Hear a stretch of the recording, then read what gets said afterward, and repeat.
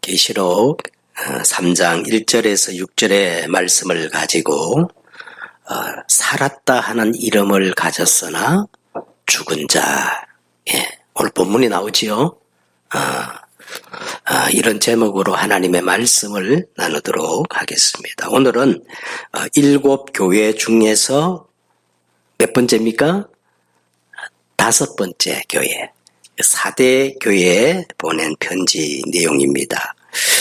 앞에 있는 우리 교회를 좀 정리해보면 이 에베소 교회는 초대 교회를 대표하는 3대 교회 중에 하나로 마가다락방 교회, 안디옥 교회, 에베소 교회는 이 초대 교회가 초대 교회를 대표하는 3대 교회인데 그 중에 하나의 교회가 이 에베소 교회입니다. 그러니까 얼마나 대단한 교회입니까? 사실 이 계시록에 나오는 7 교회의 모태와 같은 그런 엄청난 교회예요. 바울이 에베소에서 두란노 서원을 빌려가지고 복음을 전가할 때에 그게 보니까 유대인이나 헬라인이나 아시아에 있는 자들은 다 주의 말씀을 듣게 되는 이런 엄청난 영향으로 오늘 이 7 교회가 오늘 이 세워진 겁니다. 그런데 이 에베소 교회는 처음에는 막 유일하고 정확한 오직 복음을 가지고 어떤 이단에도 유혹되지 않고 빠지지 않고 다 물리친 교회지만은 복음이 어느 순간에 매너리즘에 빠져가지고 그 본질을 놓쳐버리고 첫사랑을 잃어버린 교회가 된 겁니다. 아무리 여러분 대단하고 엄청난 교회도 복음의 본질을 놓쳐버리면 책망 듣는 교회가 돼버리는 거예요. 그 다음에 서문화교회는요, 이 서문화교회는 너무너무 책망이 없고 칭찬만 있는 교회예요. 서문화교회는 큰 환난과 궁핍에도 어려움을 당했지만 예수님께서 칭찬하기를 너희들은 환난과 궁핍에 어려움을 당하지만은 실상은 가장 어떤 자다? 부요한 자다. 그래서 서문화교회는 칭찬만 듣는 교회인데 서문화교회는 죽도록 충성하여 순교의 제물이 되어서 생명의 멸류관을 얻는 그런 교회였습니다. 그 다음에 이 버가모 교회는 어떤 교회냐면 사단의 권좌에서 막 사단이 우글우글거리는 그 사단의 권좌에서 영적 싸움에 승리하고 순교까지 하며 믿음을 지켰지만은 발람의 교훈, 니골라 땅의 이 교훈 앞에 무너져 버렸어요. 이게 뭐냐면 큰 싸움에 승리했지만 작은 것에 자기 아닌 이 정욕 때문에 무너진 교회가 어떤 교회예요? 버가모 교회였습니다. 지난주에 말씀 나눴던 이 두아디아 교회는 믿음을 마치 믿음을 사업처럼 잘 경영해가지고 사랑과 믿음과 섬김과 인내 이 열매를 날이 가면 갈수록 더 풍성하게 맺는 교회였지만 자칭 선지자라고 하는 음녀 누구였어요? 이세벨을 용납해가지고 복음이 혼합되어 버렸어요. 그래서 마치 우상 숭배에 빠져버린 그런 교회가 된 교회입니다. 자, 오늘 이제 3장에 4대 교회가 나오는데 여러분 이 4대 교회는요 칭찬이 하나도 없어. 뭐만 있느냐? 책망만 있는 교회. 책망만 있는 교회. 자, 오늘 이 4대 지역을 먼저 우리가 좀 알 필요가 있어요. 4대 지역은 어떤 지역인가 하면 부요와 이 사치의 동의처럼 여겨지던 그런 지역이었어요. 여러분 우리가 같은 서울이라 해도 당신 어디 삽니까? 해가지고 물을 때 저 강남에 산다. 그러면 부자 동네 사네. 그러지요? 그런 마찬가지로 이 4대 지역은 그 당시 부요와 아주 사치, 부자들이 사는 그런 도시였습니다. 그 이유가 있어요. 그 이유는 어떤 이유냐면 이 4대 지역은 이 로마 제국의 최대의 금, 금 생산지로 금 세공업이 발달해 가지고 도시가 굉장히 화려하고 역사적으로 볼 때는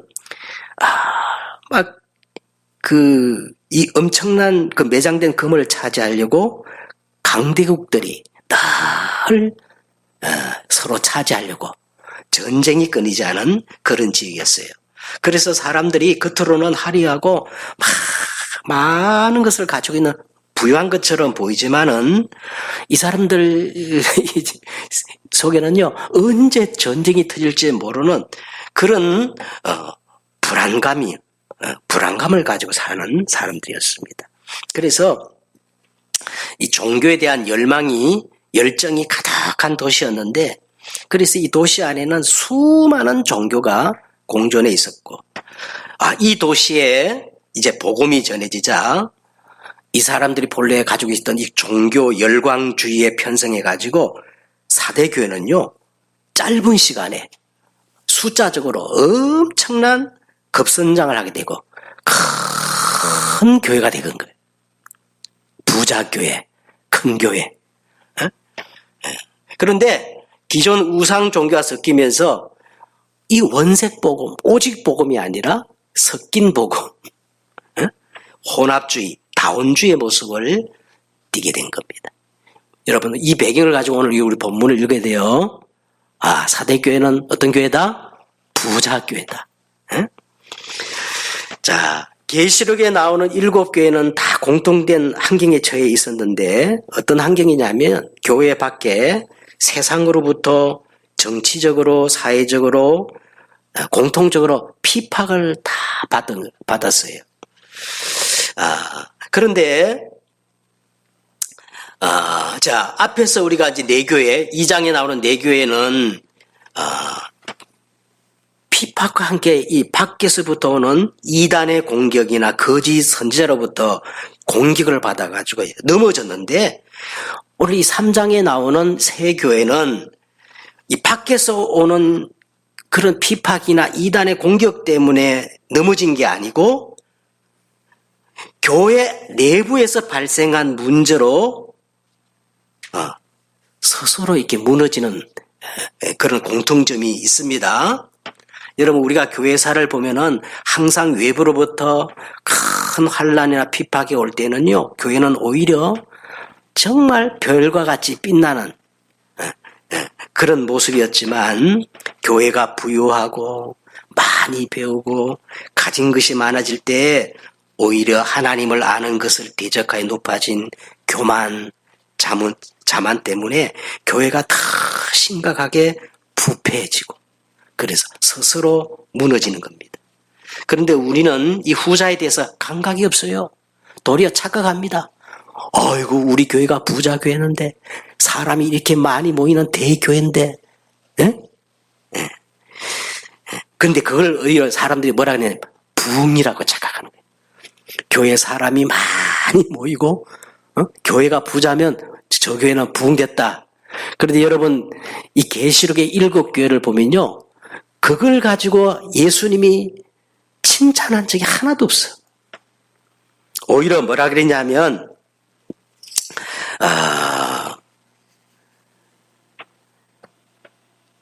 살았다는 이름을 가졌으나 어떻게 해요? 죽어있다. 야, 여러분, 이게 얼마나 심각한 말인지 몰라요. 너희 스스로는 막 생명이 있고 살아있다 하나 내가 보기에는 어떤 자다? 죽어있는 자다. 그런 교회가 많다는 거예요. 먼저 언제나 늘 지금까지 그랬던 것처럼 이제 가장 먼저 이 서론에 보면은 예수 그리스도는 누구신가? 자, 그렇게 나오죠. 자, 1절을 한번 보십시다. 예수 그리스도는 누구시냐 하면 사대 교회 사자들에게 편지하라. 하나님의 7별과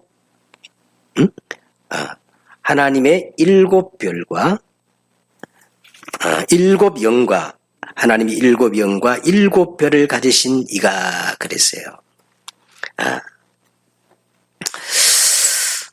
이사야 여러분 11장 제가 한 번 또 얘기했는데 한번 찾아보십시다. 이건 중요하니까. 이사야 11장 1절에서 2절에 보시면 그 7영에 대한 기록이 나옵니다.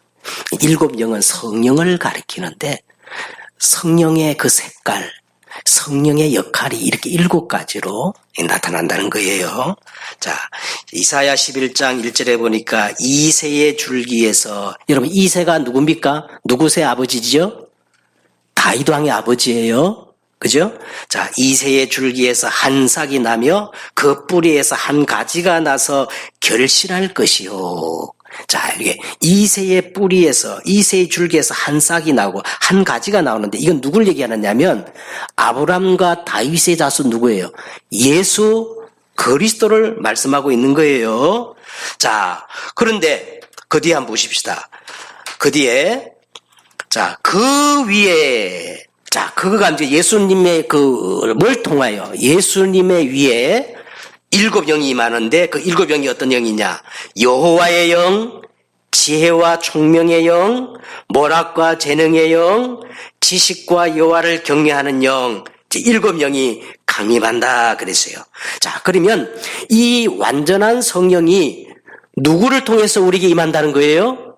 오직 예수 그리스도를 통해서 우리에게 임한다는 겁니다. 그래서 성령은 철저히 예수 그리스도의 영이요, 예수 그리스도를 증거하는 영이 되십니다. 그 다음에 오늘 뭐라고 그랬냐면 7뼈를 가지신 이 그랬어요. 계시록 여러분 1장 20절에 나왔지요. 거기 보니까 7뼈는 7교회의 사자요, 7촛대는 7교회니라 그랬어요. 자, 그래서 7영과 7뼈를 가지신 이가, 예수님이 이르시기를 사대교회는 유일하게 칭찬은 없고 책망만 있는 교회인데요. 이 사대교회는 너무 가진 것이 많았기 때문에 그래서 넘어지는 교회입니다. 자, 그래서 오늘 첫 번째, 본론적으로 첫째, 사대교회는 왜 책망만 받았느냐? 첫째로 살았다 하는 이름은 가졌으나 실상은 죽은 교회이기 때문에 예수님께 책망을 받았어요. 자, 1절을 우리 읽겠습니다. 내가 내 행렬을 아노니 내가 살았다 하는 이름은 가졌으나 어떤 자다? 죽은 자다. 여러분 한번 생각해 보세요. 우리 김효연 지사님이 예수 잘 믿는다고 생각하고 죽었는데 그때 심판 앞에 서가지고 야 이놈아, 너는 그동안 교회는 열심히 다니고 흉내는 냈는데 네 안에 뭐가 없다? 생명이 없다. 그러면 어떻게 되겠어요? 난 진짜 얼마나 불쌍한 사람이 되겠어요. 예? 예수님 보시기에는 죽은 자였는데 정작 자신들은요 살았다 하고 대한민국 최고의 교회를 다닌다고 우리 교회는 부흥된 교회라고 착각하고 있다는 겁니다. 그래서 여러분, 복음은요 절대 대중적인 게 아니에요. 자, 여러분 마태복음 7장 13절에 예수님이 이런 말했어요. 좁은 문으로 들어가라. 어떤 문으로 들어가라? 좁은 문으로 들어가라. 멸망으로 인도하는 문은 크고 넓어 그리로 들어가는 자가 많고, 그런데 생명으로 인도하는 문은 좁고 협착하여 찾는 이가 적으니라. 많은 사람들이 막 모여가지고 막 다 그렇다는 게 그게 복음이 아니라는 거예요. 복음은 좁은 문입니다. 그래서 마태복음 7장 21절에 예수님이 이렇게 말했어요. 나더러 주여 주여 하는 자마다 다 천국에 들어갈 것이 아니요 다만 하늘에 계신 내 아버지의 뜻대로 행하는 자야 들어가리라. 여러분, 이게 중요한 거예요. 하나님의 뜻이 뭔가? 하나님의 기준이 뭔가? 그 하나님의 기준은요, 오늘 말씀해 보니까 생명이에요. 이 생명은 복음입니다. 그러면 하나님의 생명, 하나님의 복음이 도대체 뭘까요? 요한 1서 5장 11절에 이렇게 되어 있습니다. 또 증거는 이것이니 하나님이 우리에게 영생을 주신 것과 이 생명이 그의 아들 안에 있는 것이니라. 아들이 있는 자에게는 생명이 있고 하나님의 아들이 없는 자에게는 생명이 어떻게 해요? 없느니라. 그럼 이거 생명이 누구요? 예수 그리스도가 생명이라는 거예요. 다른 게 생명 아니에요. 어? 그래서 고린도후서 13장 5절에 보니까 우리는 내 안에 정말 예수 생명이 있는가 확인해 보라는 거예요. 너희는 믿음 안에 있는가? 너희 자신을 시험하고 너희 자신을 확정하라. 예수 그리스도께서 너희 안에 계신 줄을 너희가 스스로 알지 못하느뇨? 그렇지 않으면 너희는 버리운 자니라. 예수 생명이 내 안에 없으면 아무리 내가 교회를 열심히 다니고 집 사고 권 사고 막 최고의 교회를 다닐지라도 너희는 어떤 자다? 버리운 자니라. 고린도후서 13장 1절과 이 3절에 보세요. 그럼 생명이 없으면 어떻게 될까요? 생명이 없으면 어떻게? 내가 사람의 방언과 천사의 말을 할지라도 생명이 없으면 소리나는 구리와 울리는 꽹가리가 되고, 여러분 아무리 유명한 목사님이 이어서 강단에 설교하고 은혜가 될다 하더라도요, 이 설교 말씀 중에 생명이 없으면 울리는 꽹가리가 불가능. 또 이렇게 말해요. 내가 예언하는 능력이 있어. 내가 예언하는 능력이 있어. 모든 지식과 모든 비밀을 알고, 또 내게 산을 옮길 만한 믿음이 얼마나 대단해요. 산을 옮길 만한 믿음이 있을지라도 생명이 없으면 아무것도 아니요. 또 이렇게 말해요. 내가 내게 있는 모든 것으로 구제하고 심지어 내 몸을 불사르게 내어줄지라도 생명이 없으면 아무 유익이 없느니라. 여러분, 생명이 중요한 거예요. 생명이 전부다. 그런데 오늘 이 사대교회는요, 생명의 이름은 가졌으나 어떤 자다? 죽어 있는 자다. 자, 두 번째는 오늘 이 사대교회가 왜 책망만 받았냐면, 겉은 무성한데 참 믿음의 행위가 없는 교회예요. 잎사귀는 무성한데 뭐가 없어? 겉은 막 잎사귀가 무성한데 뭐가 없어? 열매가 하나도 없어. 이게 사대교회, 이게 사대교회. 자, 오늘 이 본문을 자세히 보시면 행위라는 말이 두 번 언급돼요. 1절에 보세요. 내가 내 행위를 아노니. 2절에 보세요. 자, 너는 일깨어 그 남은 바 죽게 된 것을 굳건하게 하라. 내 하나님 앞에 내 행위의 온전한 것을 찾지 못하였으니 그랬어요. 자, 오늘 말씀 보세요. 내가 내 믿음을 아노니 하지 않고 뭐라 그랬어요?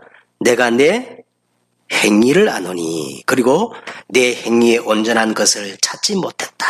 두 번이나 이렇게 강조하는 거예요. 여러분, 이 행위를 바꾸어 말하면 믿음의 열매라고 할 수가 있겠어요. 그렇죠?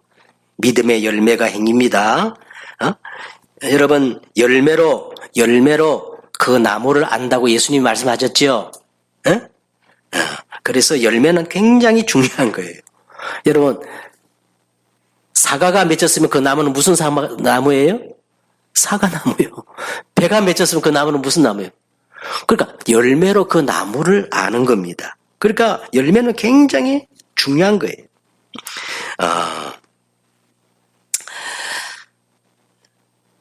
자, 2절을 보세요. 너를 일깨어 그 남은 바 죽게 된 것을 굳건하게 하라. 내 하나님 앞에 내 행위에 온전한 것을 알지 못하였으니. 지금 우리 성경 그렇게 돼 있는데 저는 몇 번에도 읽어보니까 이게 무슨 뜻인지 이게 잘 다가오지를 않더라고. 그래가지고 제가 이 원문 히브리어 원문을 가지고 이렇게 좀 자세히 보면서 의역을 한번 해봤습니다. 자, 이 뜻이 2절에 이렇게 이 뜻이에요. 너는 깨어나라. 너는 깨어나라. 아직 죽지 않고 남아있는 신앙의 불씨를 살려서 그것을 굳건하게 하라. 왜냐하면 내가 하나님 앞에서 내 행위에 온전한 것을 찾지 못했기 때문이다. 이런 뜻입니다. 여기서 이 온전함이란 말은 무슨 말이냐면 속은 비어 있는데 겉모양만 있는 상태. 다시 말하면 잎사귀는 무성한데 열매가 없는 것을 말하는 거예요. 여러분 잘 아시죠? 예수님께서 길을 가시는데 무화과 나무가 있길래 그 무화과 나무에 가서 열매를 찾았는데 열매가 있어요, 없어요? 없어서 예수님이 곧바로 그 무화과 나무를 저주하지 않습니까? 사대 교회가 바로 그런 교회라는 겁니다. 여러분, 행함 있는 믿음은요, 행함 없는 믿음은 야고보서에 보니까 행함이 없는 믿음은 어떤 믿음이다? 죽은 믿음이다. 여러분, 참 우리가 믿음을 가졌다면, 행동을 바꿀 수 있는 힘이 있어요. 오늘 여러분, 교회 왔어요. 이게 행함이죠? 왜? 하나님은 살아계시니까. 예배가 제일 중요하니까. 그런 믿음이 우리를 움직이게 만들고 결단하게 하는 힘이 됐다는 거예요. 그래서 여러분, 참 믿음은 반드시 우리의 행동을 바꾸는 뭐가 있어요? 힘이 있는 겁니다. 예수 믿는 우리만 믿음 하는 것이 아니고요. 사실은요, 세상 모든 사람이 나름대로 믿음을 가지고 있기 때문에 살아가는 거예요. 세상 사람도 믿음으로 살고 있는 거예요. 자기들의 신념, 세상의 소리, 세상의 가치관을 믿음으로 살고 있는 겁니다. 예를 들어서요, 세상 사람들이 돈을 투자한다. 어디에 투자한다. 그러면 믿음과 확신이 있기 때문에 자기의 돈을 투자하잖아요.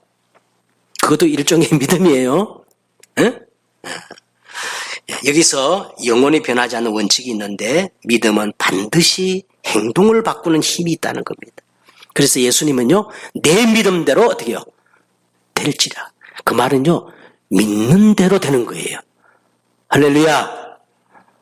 오늘 여러분 믿음을 가지시길 바랍니다. 하나님의 말씀 다 붙잡고 믿으면 내 믿음대로 될지어다 그랬어요. 문제는 세상을 향한 믿음이냐 아니면 진리를 향한 믿음이냐 하는 겁니다. 그러면 우리는 어떤 믿음의 열매를 맺어야 되느냐? 갈라디아 5장 22절에 성령의 열매를 우리가 맺어야 할 줄 믿습니다. 거기에 보면은 하나님에 대한 열매가 있어요. 먼저 우리가 하나님에 대한 열매를 맺어야 되는데 세 가지, 사랑과 희락과 화평. 이 열매를 우리가 맺어야 될 줄 믿습니다. 그 다음 인간관계, 사람에 대한 열매를 맺어야 되는데 그게 뭐냐? 오래 참고. 그 다음에 자비, 양선. 그 다음에 내 자신에 대한 열매를 맺어야 돼요. 일심전심 지속, 충성의 열매를 맺어야 됩니다. 그리고 온유의 열매를 맺어야 돼요. 끊임없이 나를 부정하고 쳐서 십자가에 못 박는 이 온유의 열매, 마지막에 어떤 열매? 절제의 열매가 우리에게 일어나야 할 줄 믿습니다. 세 번째는 이 사대교회가 왜 책망만 들었느냐 하면 근본을 놓쳐버린 교회이기 때문에 그래요. 뭐를 놓쳐버렸어요? 근본을 놓쳐버리면 다 놓쳐버리는 거예요. 자, 3절을 우리 읽겠습니다. 시작. 그러므로 내가 어떻게 받았으며 어떻게 들었는지 생각하고 지켜 회개하라. 만일 일깨지 아니하면 내가 도둑같이 이르리니 어느 때에 내가 이르는지 내가 알지 못하리라. 자, 이거 보세요. 내가 어떻게 받았으며 어떻게 들었는지 생각하고, 여기서 생각하라는 말은요, 근본을 기억하고 참 신앙의 동기를 회복하라는 말이에요. 그럼 근본이 뭐냐? 쉽게 말하면 이거예요. 내가 이 땅에 많고 많은 종교가 있고, 많잖아, 그죠? 그런데 왜 굳이 예수님만 내가 꼭 믿어야 되고 이 예배에 나와야 되는가? 그걸 진짜 근본부터 질문하고 그 답을 가지라는 거예요. 그런데 수많은 사람들이 교회는 다니고 직분은 쌓고 근데 이 근본이 없다는 거예요. 한번 여러분 가서 확인해 보세요. 권사님, 장로님 불러놓고 왜 꼭 예수만 믿어야 되는지 그 이유를 나에게 가르쳐 주세요. 몇 사람이 그렇게 대답할 수 있겠어요? 그게 근본인데. 아니 왜 우리가 예수를 믿어야 되고 이 바쁜 가정에 예배를 드려야 되느냐 말이요. 사대교회는요. 그 근본이 없었다는 거예요. 여러분, 인간 모든 문제의 원인 제공자가 누굽니까? 창세기 3장 1절.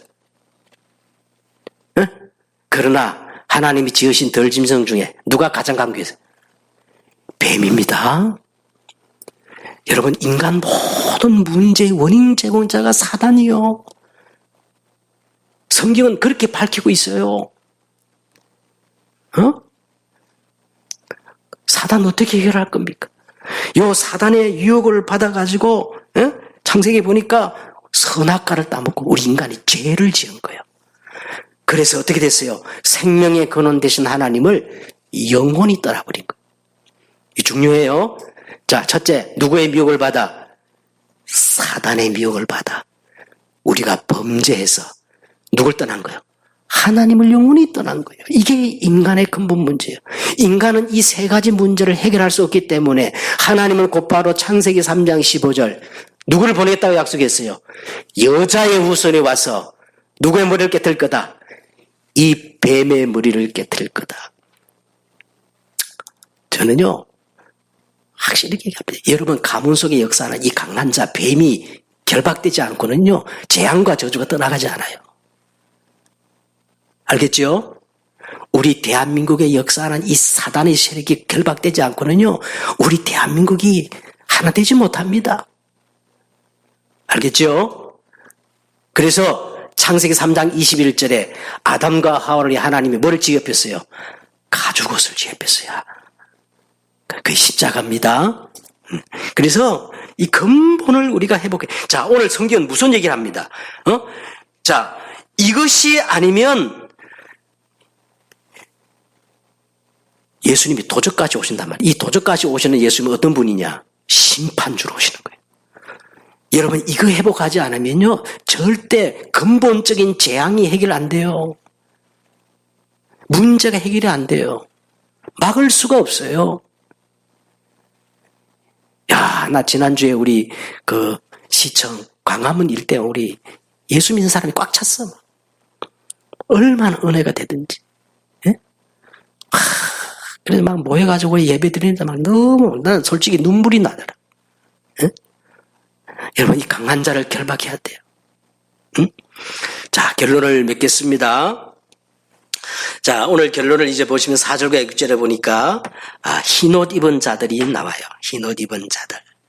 이 흰옷 입은 자들이 정결한 신부가 돼가지고, 이제 계시록에 보니까, 하나님의 그 혼인잔치에 참여하는 자들입니다. 그래서, 결혼식 할 때 신부들이 어떤 옷을 입어요? 이 불신자들도 이게 믿는 사람 따라해가지고, 무슨 옷 입어? 흰옷을 입는 거예요, 흰옷. 흰옷이란 말은 정결합니다. 자, 4절 한번 보세요. 그러나 사대의 그 옷을 더럽히지 아니하는 몇 명이야, 몇 명이 내게 있어. 무슨 옷을 입고? 흰옷을 입고 나와 함께 다니니 그들은 합당한 자인 연고라. 5절에 이기는 자는 세 가지를 약속했어. 이기는 자. 다시 말하면 흰옷을 입은 자에게는요, 이와 같이 흰옷을 입을 것이요 내가 그 이름을 생명책에 결코 지우지 아니하고 그 이름을 내 아버지 앞과 그 천사들에게 시나리라. 귀 있는 자는 성령이 교회들에게 하신 말씀을 들을지어다. 그래서요, 여러분, 옷을 더럽히지 않는 흰옷 입은 성도들, 그러면 이 흰옷이 무엇이며 누가 이 흰옷을 입는가? 계시록, 이건 찾아봐야 됩니다. 계시록 7장 13절. 자, 흰옷 입은 자들. 계시록 7장 13절. 자, 읽겠습니다. 장로 중 하나가 대답하여 나에게 이르되 이 흰옷 입은 자들이 누구며 어디서 왔느냐? 14절. 내가 말하기를 내 주여 당신이 아시니이다 하니 그가 나에게 이르되 큰 환난에서 나오는 자들인데, 다 같이 시작. 어린 양의 피에 그 옷을 씻어 희게 하였더라 그랬어요. 우리는 원래 흰옷 입은 자들이 아니에요. 더러운 누더기 같은 옷을 입고 있는 자들인데, 근데 어떻게 흰옷을 입게 되었어요? 어린 양의 그 피 때문에. 갈보리 십자가에서 나를 위해 흘리신, 세상 죄를 지고 가신 그 어린 양, 그 보혈에 우리의 옷이 씻어져서 희게 된 줄 믿습니다. 그래서 여러분, 항상 성경에서는요, 이 옷이라 할 때는 영적으로 신분과 권세를 의미하는 거예요. 우리는 예수 그리스도로 말미암아 신분과 권세가 달라졌다는 거예요. 예수님께서 이 신분과 권세에 대해서 7가지로 우리에게 말씀을 하셨어요. 여러분, 우리의 신분이 뭐냐? 하나님의 자녀입니다. 하나님의 자녀. 하나님의 자녀는요, 운명이 바뀌었어요. 이게 뭐 어떤 운명이냐?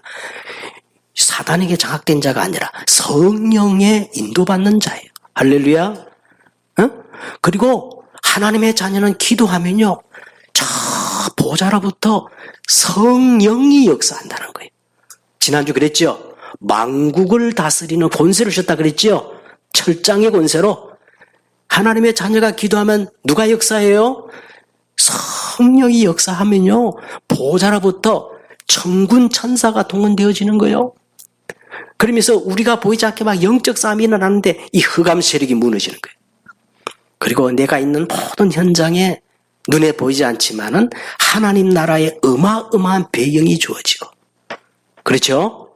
그래서 마지막에 가서는 우리는 세상 사람들이 이해하지 못하고 흉내낼 수 없는 오직의 응답, 유일성의 응답, 재창조의 응답의 정인이 되는 줄 믿습니다.